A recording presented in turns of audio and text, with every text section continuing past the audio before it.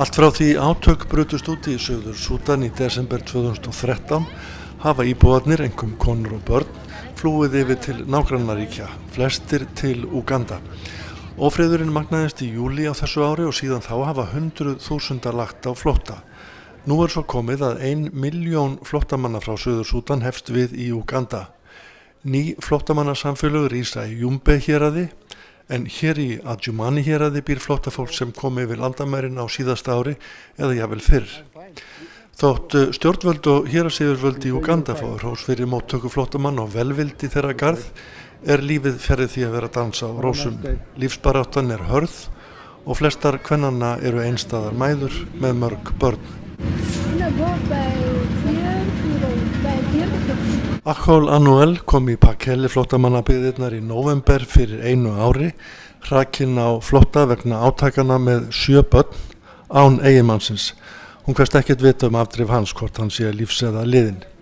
Hún segist líka hafa tekið með sér 2 munaðarlaus börn og því séu börnin og hennar framfæri alls 9 talsins.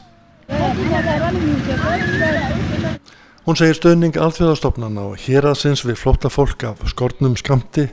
Fjölskylda hennar hafa átt kýr í Suður Súdan og átt auðvelt með að fá fiskmeti líka, en hvorki nautakjöt né fiskur sé á boðstólum fyrir flóttafólk í Úganda.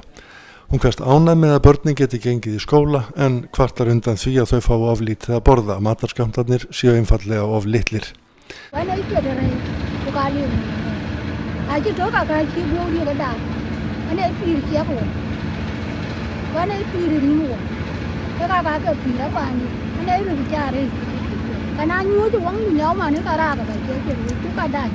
Þá segir Akhol að hún óttist að hún snúi ekki aftur heim til Suður Súdan á næstu árum, meðan ófriðurinn geisar sé betri kostur að búa í Úganda.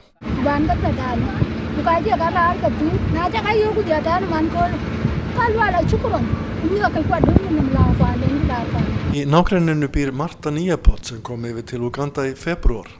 Hún hefur komið sér upp afdrepið fyrir sjálfa sig og 5 börn, en hún flúði átökin í Suður Súdan eftir að eiginmaður hennar var myrtur. Hún segir að lífsbaráttan sé hörð og miklu erfiðari en hún hafi áður kynnst, einkum vegna þess að hún eigi enga peninga og stuðningurinn sé takmarkaður. Hún lýsir hins vegar yfir ánægju með skólana sem börnin sækja.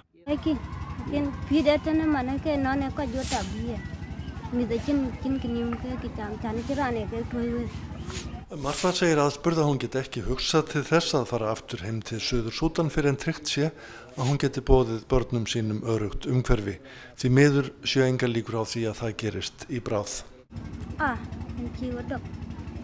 The whole of this settlement, this land has been given by the community. It's just offered by the community free of charge. The government does not pay for this land and the government does not own.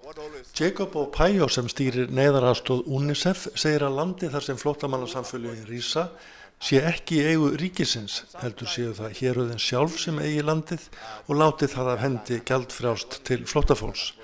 Hins vegar stýri skrifstofa forsætisráðherra aðgerðum á vettvangi og hlutist til að fá land til umráða, en þess séu líka dæmi að héraðsstjórnirnar bjóði landið að fyrrabragði í þágu flóttamanna. Flóttamannastofnun Sameinuðu þjóðanna og fjölmargar aðrar alþjóðastofnanir koma síðan að framkvæmdum við að undirbúa landið undir komu flóttamanna, búa til vegi, skilgreina landskika fyrir hverja fjölskyldu, reisa heilsugæslustöðvar og skóla, byggja varanlega almenningssalerni og vatnsveitur, svo dæmi séu nefnd.